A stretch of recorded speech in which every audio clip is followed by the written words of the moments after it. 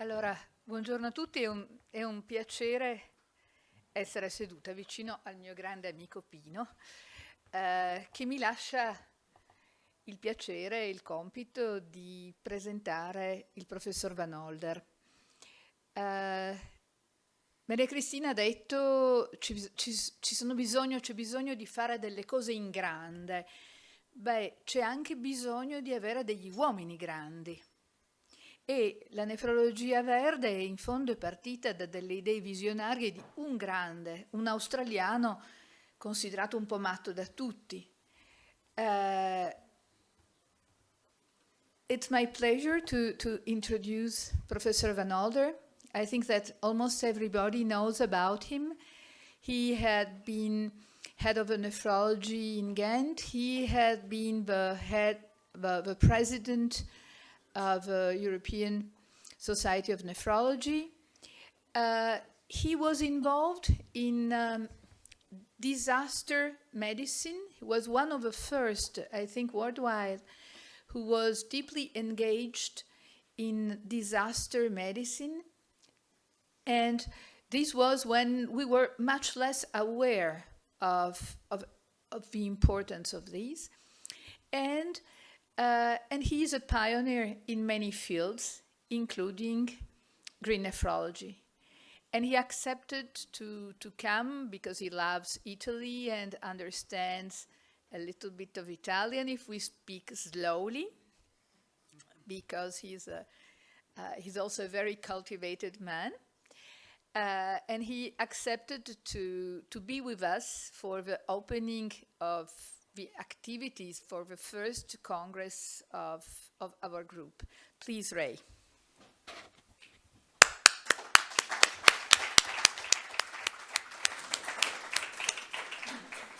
Good morning, everybody. Thank you very much for the very kind introduction. It's all very much exaggerated, I'm afraid.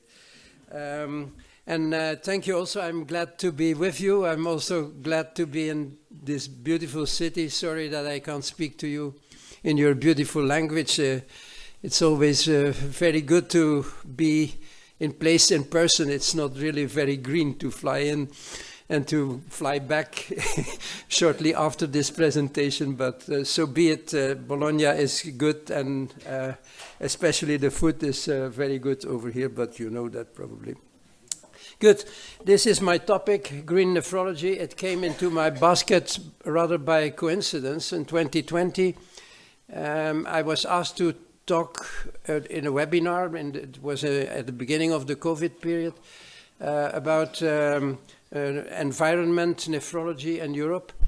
And it's only then that I was interested in the topic, but I started delving into it, and I found out that actually the nephrology was a kind of a desert in environmental issues, just in contrast to the fact that it was really an environmental threat.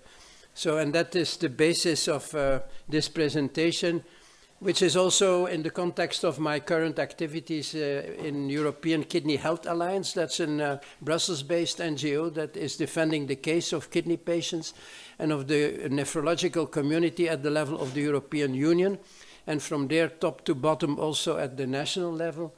And we are gathering, as you can see on the left side for you of the slide, the main European societies that are related to nephrology, of course the ERA and also the International Society of Nephrology, but also the patients, the EKPF, the nurses, EDTNA, and the Dutch Kidney Foundation, which is the most active kidney foundation in Europe.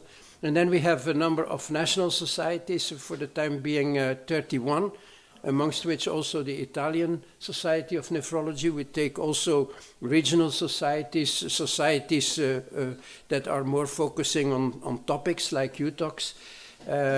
So this is becoming really a very strong and large group to defend and also to create awareness on kidney diseases. And one of our awareness topics is also environment. We have had now already 2 fora in the European Parliament for discussing issues on environment and kidney diseases. And on the right side, you see that we are supported also by a number of industries. We are currently living through a real environmental drama. And things that came until a few years much to mind were wreckings of oil tankers or other spectacular things, but actually what is happening day to day is really worse. And one of the things is, of course, the global warming. Here is in red the graph of the increase in land surface temperature since 1.5 centuries. So you see that temperature started rising already not, let's say, in the 60s, the 70s of previous century, but at the end of the 19th century with the Industrial Revolution. And what is even more alarming is in blue that there is also a progressive rise in the ocean surface temperature, in other words, or buffer. For land temperature is gradually disappearing, and things, if we do not do anything, will get worse and worse. And if you look to the world map to look at the severity of what is happening, and this is a map, but there will be several ones later during this talk. The more the color is red, the worse is the situation. You see that this is an almost global problem, but it is certainly worse in the northern hemisphere than the southern hemisphere. And as you can see, the whole of Europe, with the exception of the UK and Ireland, is colored orange. And that leads to extreme weather conditions, extreme drought on the one hand, floods on the other hand, which are also influenced by global warming, because the floods are coming with rising of sea temperature, and we have lived here in Italy through episodes like that still during the last few months of both extremes. As a matter of fact, for the time being in Flanders, we have floodings in the west because of the warming of the sea, and in northwest France, it's even worse. So these are things that are happening with increasing quantity. And then we have also the huge waste problem, especially plastic waste, because it is not degraded.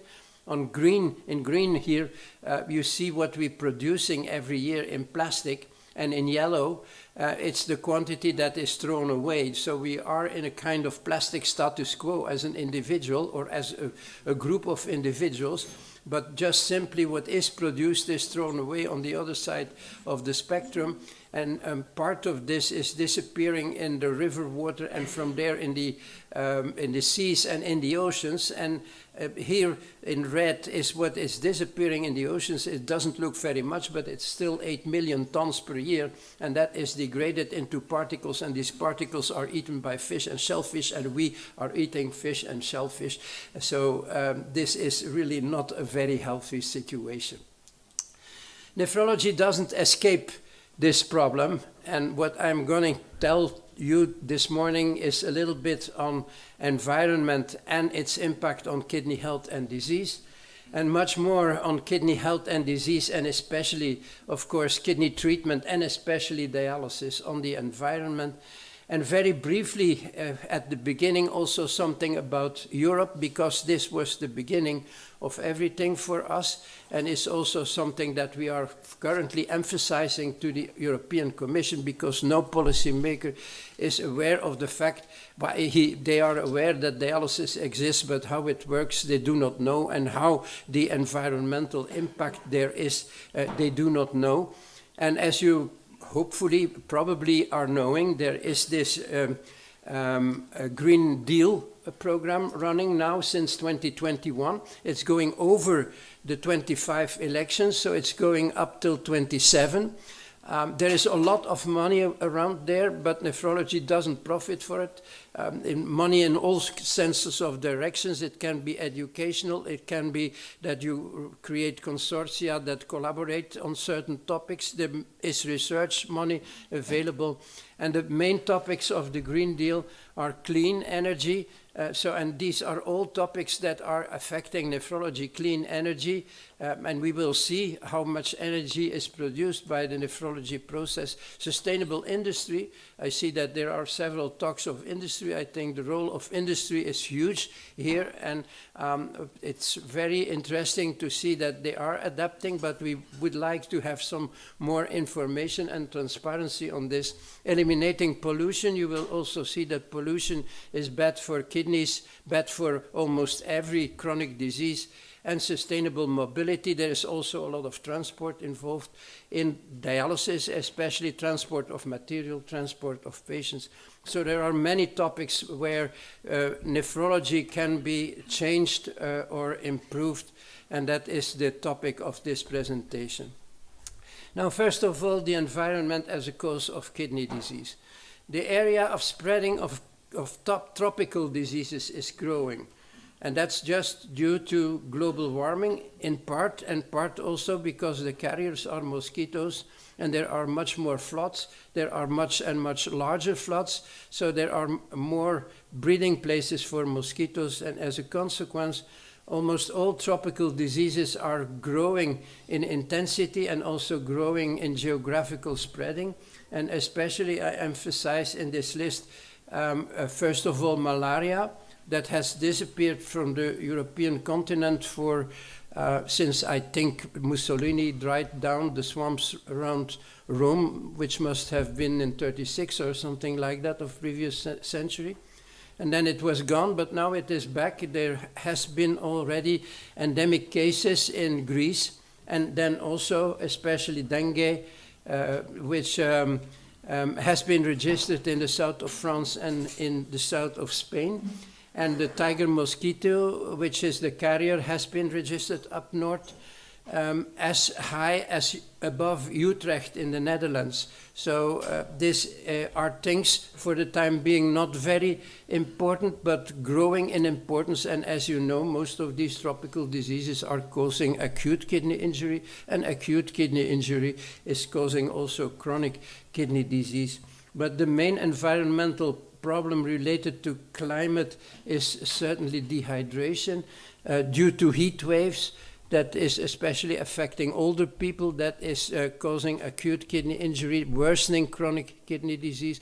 There are also specific chronic diseases related to dehydration, like the not very well explained pandemic of chronic kidney disease in Middle America, Sri Lanka, India, in tropical climates, in very poor farmer workers who are exposed to heat and probably also to insecticides and pesticides, and have this mysterious form of chronic kidney injury. Dehydration, which is also causing kidney stones, and kidney stones are not good for the kidneys. And it is especially also important to emphasize that this is threatening much more the poor people, just simply because their living conditions are worse, so they cannot live in shaded areas. They don't have air conditioning. And for instance, in the United States, there is more kidney stones in poor people,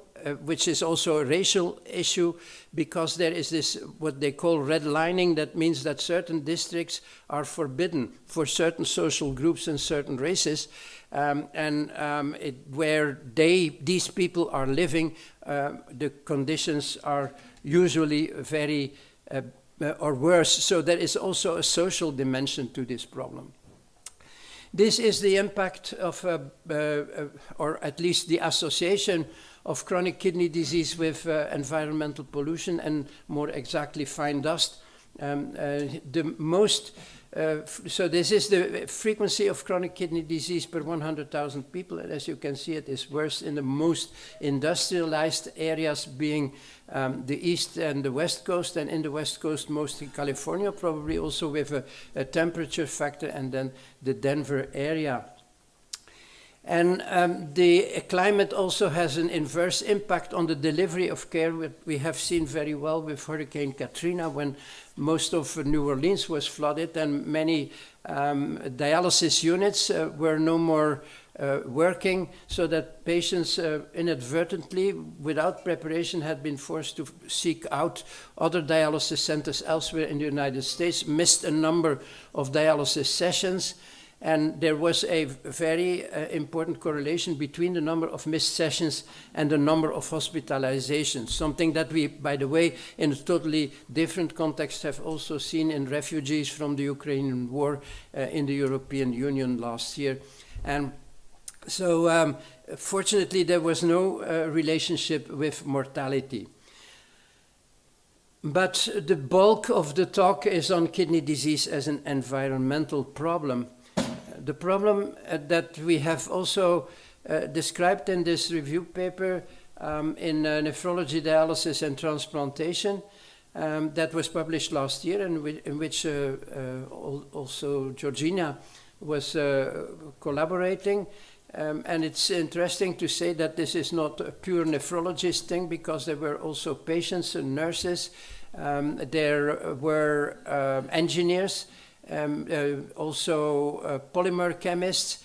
So this was a diverse group, and I must stress that this whole climate business, that we as nephrologists cannot do everything on our own, and we need to seek advice elsewhere, because this is an area that is moving also in other specialties, and it's interesting to learn what other people or other groups are doing. But if we are looking for objective data to compare environmental impact of specific renal replacement or kidney replacement therapies, then you find virtually nothing. I found only this abstract, never published as a full paper. The problem is that there are very little or very few objective data. And as a consequence, many of this thing is a bit guessing, but it is clear that the dialysis strategies, hemo in blue and peritoneal in red, are doing as expected worse than transplantation. What is the environmental impact of transplantation is mainly related to the fact that manufacturing of chemicals is also costing energy and is costing water. And on the other hand, of course, the metabolites of drugs, in this case immunosuppressives in many cases, are disappearing in the water and from there in nature. But as expected, the worst is for hemodialysis and peritoneal dialysis. That it is almost the same for peritoneal and hemo, maybe a much bigger surprise, because of course in peritoneal we're using less water for the treatment and also less energy if we are doing CAPD at least. But on the other hand, if you look into the detail without having the exact data, of course the counter or the flip side of the coin is the production process, because there's more plastic going around, and plastic is also water and energy and fuel, fossil fuel. So here is a big thing, but also a big need for more transparency on objective data and studies on the treatment process and the production process.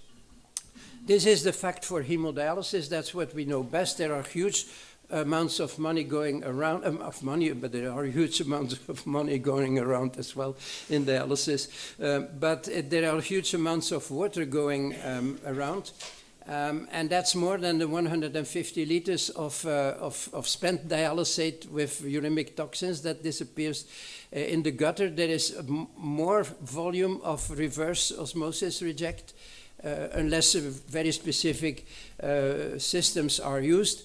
So in total per session we're coming to something like 400 or 500 liters, and we will see that reverse osmosis reject is actually useful, or could be used for many other things. And there is a lot of energy going around. You have to warm the water, you have to pump it, you have to pump the blood, and as a consequence greenhouse gas and CO2 production. And there is of course much plastic waste. As you are going to discuss later more in detail, during this presentation, because everything in dialysis is single use. To make it a little bit more concrete, all these abstract numbers, if you look at what we are producing per year for all the patients in Europe, then it is the equivalent of 2.5 million car trips, with fossil fuel car, of course, from Brussels to Istanbul, back and forth. That's for the CO2 production. Water, 10,000 Olympic swimming pools that are disappearing in the gutter. Plastic, 180 million kilogram. That is the overall body weight of the total population of the Brussels area, multiplied by 2.5. If you pile it up, it is 2 times the trip from the Earth to the Moon and back to the Earth. So these are really things that need to be solved. What are the solutions? You may be surprised that I start so far away from dialysis, but this is the point: prevention. The most appropriate way to avoid problems related to dialysis, to make that dialysis doesn't happen. And prevention is, of course, lifestyle factors, and is control of hypertension and control of glycemia. And you may say that's not the business of nephrologists. That's right, it's the business of primary physicians, but I think nephrologists are failing quite often in awareness creation to general practitioners, to all other specialties. We are a little bit living in an ivory tower, but we need to come out into the world and really explain to the people what the burden is, because nephrology is a complex thing to understand for an outsider, and I think there is a lot of work to be done with awareness creation. Unfortunately, if you look at Europe, only 3% of the healthcare budgets are spent on prevention. All the rest is spent on care, on cure. And of course, I must admit, we cannot go without cure or care, but it would be interesting that at least some part of the cake of 97% is redistributed to prevention, because prevention is cheaper. It is more difficult to organize, but we need definitely and urgently to focus more on prevention.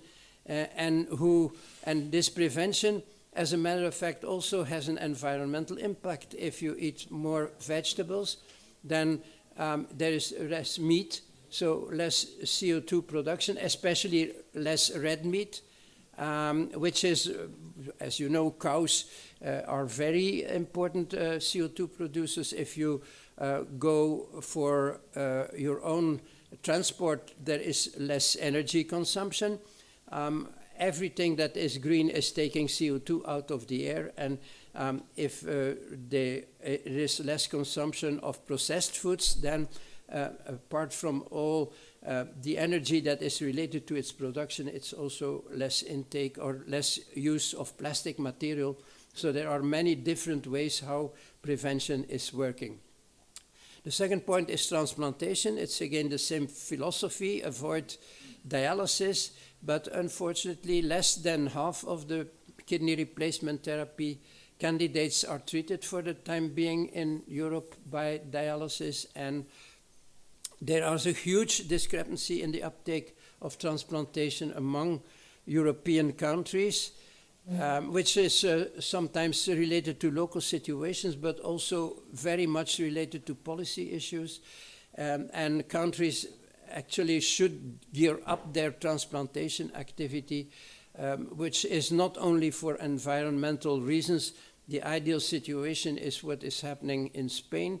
You see also that Italy is in the middle pack, but especially in Eastern Europe, there is a huge gap in transplantation activity. And the rest of this talk is devoted to dialysis, the two dialysis systems, hemo and PD. And in the paper in NDT, there is also a comparison between PD and hemodialysis and their environmental impact. Again, I stress this is based on guessing and on indirect data, not on objective data. But just to show that PD not always, according to what the information we collected, is innocent, and where it is in red, there is more or worse situation for PD, and that is largely related to plastic production, as I explained already earlier during this presentation.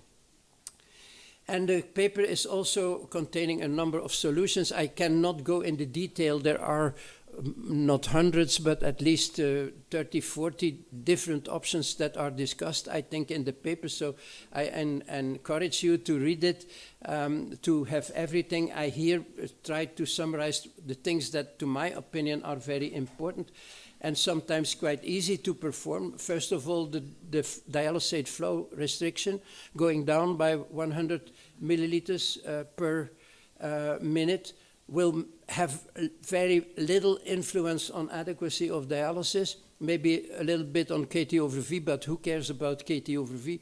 And it will consume much less energy and much less water. And of course, the distribution of solar and wind energy in hospitals. I don't know how the situation is in Italy, but I don't see that many solar panels around here, much less than in Flanders. But even in Flanders, where we are one of the leaders in solar energy, which is curious because it's always raining in Flanders, but anyway, it is what it is. The hospitals are not using them. They have roofs. The schools are not using them. The official buildings are not using them. So there is a lot of things that can be done in that area. Heat exchanges, that means that the outgoing dialysate is warming the incoming dialysate so that you don't have to heat everything. And then waste triage, a very important thing. I think that's more Georgina's specialty than mine. And more durable dialysis machines. Machines are discarded. Reverse osmosis machines are discarded after a number of years. And we should have machines that do not break down. Of course, I understand the problem of industry, then they have to change their business model, but I think it's urgent for industry to change the business model and to make dialysis more sustainable. And then more out of the box, repurposing of RO reject, which can be used for household use, for bathing, for toilet flush, for laundry, for gardening, for whatever water is used for. And as a matter of fact, it still fulfills the standards of drinking water also. So it could be drunk if it is necessary. As you know, in some dry countries like the Cape Verdean Islands, in Israel also, they make drinking water out of seawater. I guess it is more salty than reverse osmosis reject. They use spent dialysate as a fertilizer. It's plenty of phosphorus, of potassium, of nitrogen. That's all you need as a fertilizer. And then biodegradable disinfection products, very simple and very important. And repurposing plastic waste. In Australia, they put plastic material from dialyzers into concrete, which is more solid and resistant. In the United States, they put it into paint to line, to border the roads, which also makes the paint more resistant. And there is miniaturizing dialysis. There are many different efforts to make dialysis smaller for the time being, research efforts. And if we come to more, and that was also the thing that was discussed in this issue of Nature a few years ago. And the good thing there is that dialysate is recycled, that due to the use of sorbents, a volume of dialysate of 7 liters can be used. So it's much less water, but also much less heating because the water is warm by itself, so it costs much less energy, whereas dialysis still can be performed perfectly. There are clinical studies starting for the time being in the Netherlands and in France, and hopefully this comes to a revolution, which would be a revolution also in many different areas.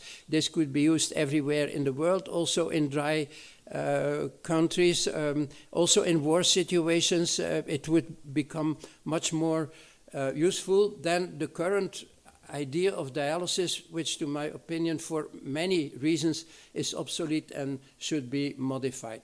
And we need to go into a philosophy of circular economy. There are a number of examples also contained in the nephrology dialysis transplantation issue, especially the use of bio-waste instead of fossil fuel to make plastics, to use other fuel. And with bio-waste, we do not mean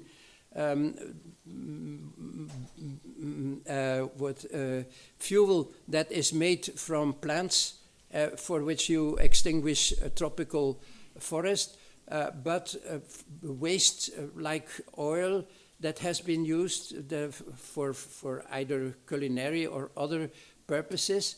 There is the collection of plastic materials of polymers and remaking them in new polymers. And at the end of the day, also the good old reuse. If we could do this in a safe way, then it would be also much more circular. And there is, of course, solar and wind energy. We discussed that already. There's also a need for registration, I think, that is that every unit, in fact, also every hospital should design a number of people that are responsible for environmental matters and that they take note of everything that is happening month by month, how much energy, how much water, how much waste, and show that there is a positive trend and evolution so that everybody is knowing what they are doing. And at the same time, this goes together with benchmarking, which can be done out into the open, very transparent, if there is no cheating, so that's a bit a difficult issue. But it could be also be done in a smaller circle of consortium of hospitals, of units that are comparing data with each other, give advice to each other, and exchange best practices. And I think this is also something that a way where we need to go. Benchmarking, again, I think also very important for industry. There should be more transparency on the green effect of their approaches so that we as consumers, including the patients, are knowing better what is happening. The problem is often that industry people do not know very well themselves what is happening, and that practices in Australia, in factories in Australia, may be totally different from what is happening in Europe or in the United States. They are doing always a lot of things, but the things are not streamlined or harmonized.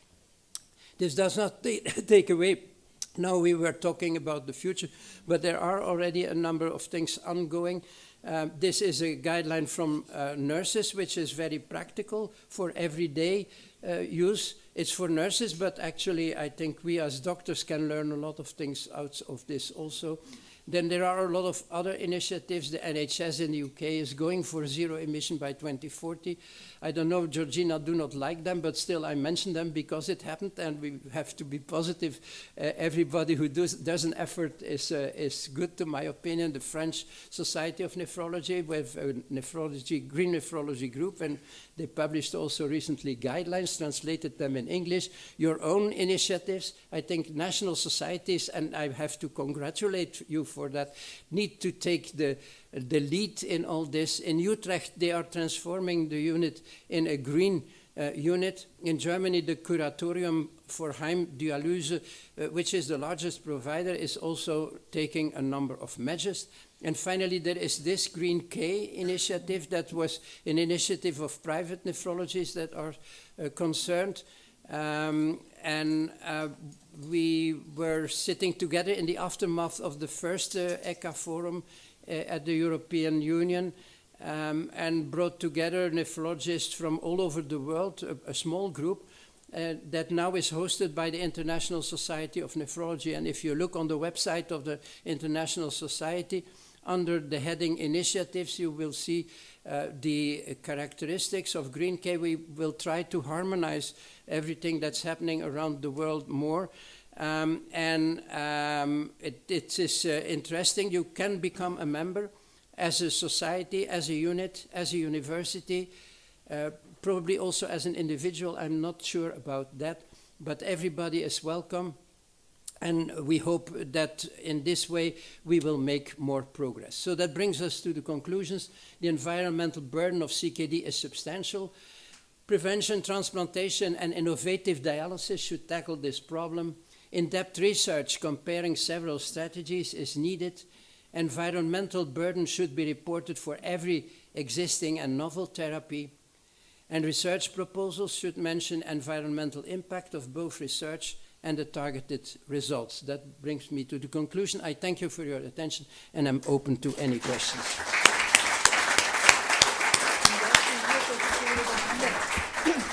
Thank you, Ray. I think there is no better way to start.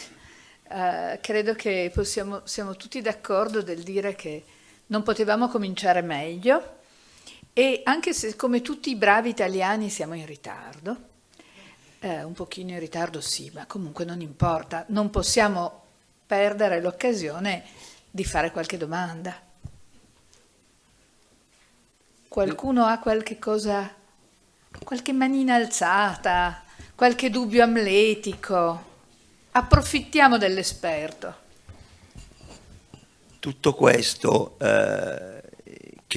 questo panorama è l'ideale per il futuro, ma come vede lei oggi, come vedi tu oggi l'applicabilità nella quotidianità italiana e nel tempo immediato? Perché il tempo che abbiamo è un pochino ristretto, e questo è forse è il problema più importante. Okay, I suppose I understood.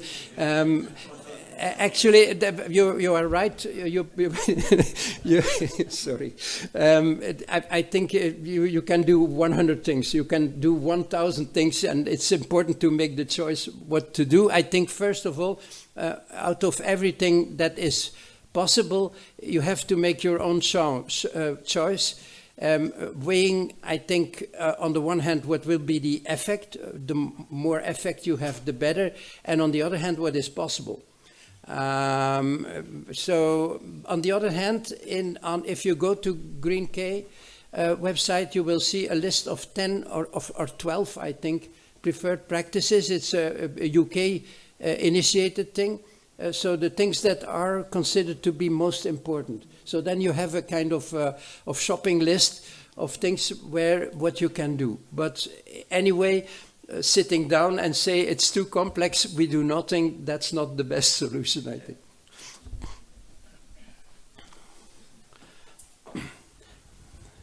Raymond, congratulations for this overview. You mentioned sorbets. Yeah. You think that sorbent may be the third way of dialysis beyond diffusion and convection in the future? Yes, to my opinion, yes. Although it's something we do not know enough of it, but it takes certainly away very efficiently protein-bound toxins and middle molecules. The problem is the water-soluble ones, most specifically urea. So for urea, you need to find another solution, which is not perfect for the time being. That's a kind of you pick them and you transform them in ammonia, and then that's one of the problems. The second problem is, of course, that something I did not know at the beginning.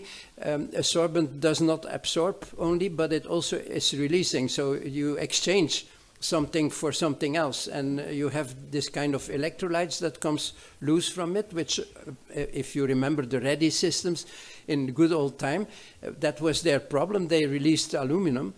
So it's certainly, but now sorbents are much better. I'm not very much in favor of using sorbents in direct contact with blood. I think that's a biocompatibility problem for the time being. But on dialysate, it seems to be perfect. Is it perfectly ecologic? I don't know. So something we also need is a study because making sorbents is also consuming water and it's also consuming energy because you are producing charcoal. So, but in balance, I think, and certainly if you could regenerate sorbents, I think that's the future way to go.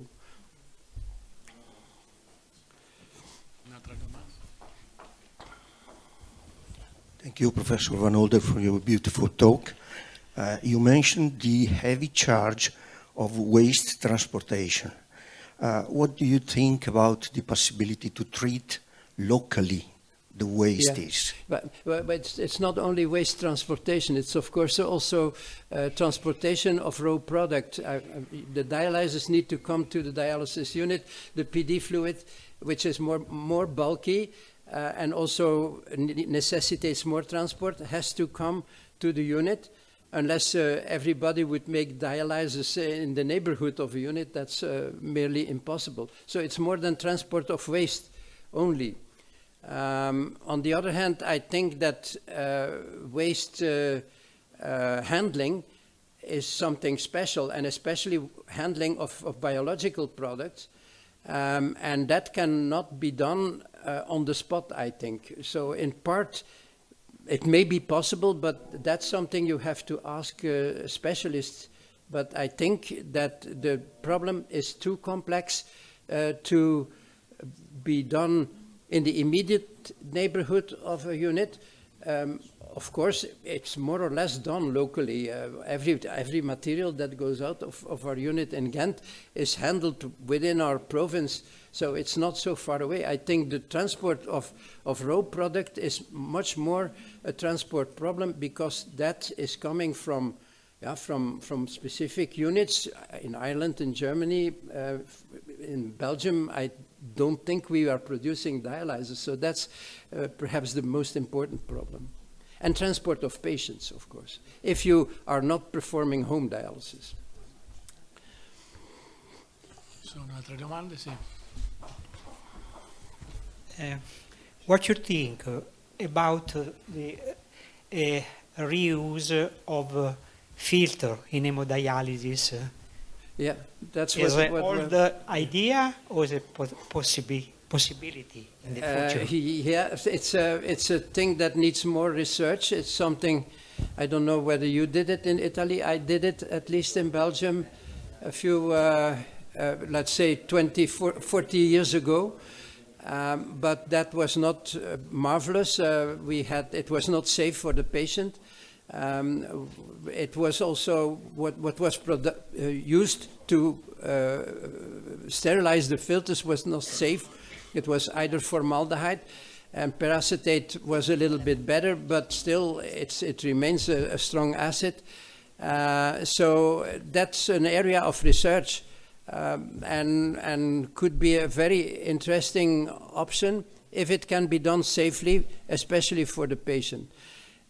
I know that Baxter has been playing for some time with the idea, but then they abandoned it for a reason that I don't know, with steam sterilization in a kind of closed system. Probably it was too expensive or not safe enough. But that's something it's something we can put the big brains on it, I think, to help it forward. Altre domande? Ok, io vorrei actually, I would like to underline a very specific point of your topic. Sorry, could you repeat? Could you be a little bit silent in the room, because I can't hear your colleagues? I'm sorry. I would like to underline a specific topic in your speech, because the most important thing is the prevention, is to reduce the dialysis. The best way to reduce pollution of dialysis is reduce the dialysis, and to improve the treatment of chronic kidney disease. I think is one of the most important things when you show the slide about prevention and treatment. Yeah, I did not deal in depth with the prevention issue. I fully agree with you. So it's not only primary prevention. As you know, we also have now SGLT2 inhibitors, but much more specific drugs for specific diseases, rare kidney diseases, but we don't have enough. We are lagging behind. If you compare kidney with cancer, with diabetes, they are much far ahead of us because there has been more investment. So there must be more investment in medical prevention so that dialysis can be reduced. There will always be a need for dialysis, and there will always be acute kidney injury.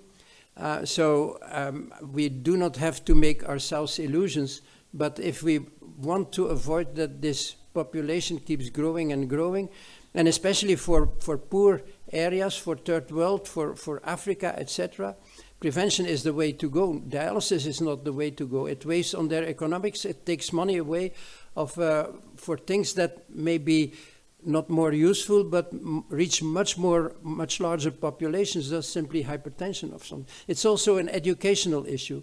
Educational awareness creation, education of health illiteracy, specific methods for health illiterate, which we do not reach with our education. We're talking to the church quite often. We convince people who are already convinced. So this is also, I think, education is something that cannot be done only by the nephrologists, but they need to consult with specialists, with psychologists, with pedagogists, with publicity people, how to do it. And I think here also we have to be more inventive and innovative in our approaches, which is easy to say, but more difficult to do, like most things. Are there altre domande? May I ask you the last one last question? You spoke beautifully of what we should do as scientific society. And you, running the European Kidney Health Alliance, you have not just a convincing power, but also a decisional power. How do you see and how do you think should the relationship between the physicians and the industry, which are quite apart, in the future? Yeah, it's. I think we are consumers, but we are also decision makers.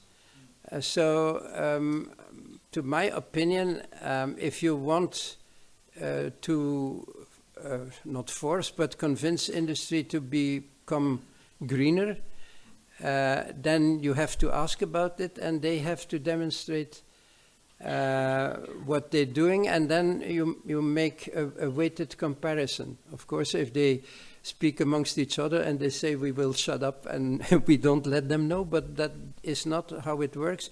So I think it's an exchange. I think we as nephrologists did not ask also about the environmental impact, so that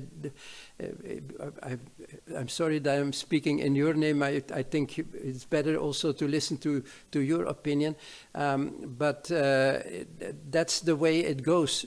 Also for the patients, I think the patients should have more voice in what is happening.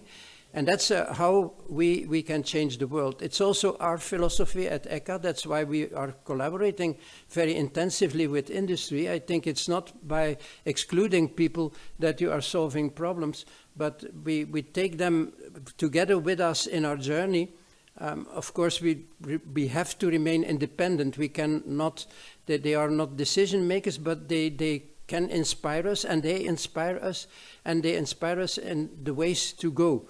Which does not take away that we stick with our main topics: home treatment, transplantation, awareness creation, education, green nephrology, equity, and a few other things that I cannot mention because I'm getting older and my memory is failing.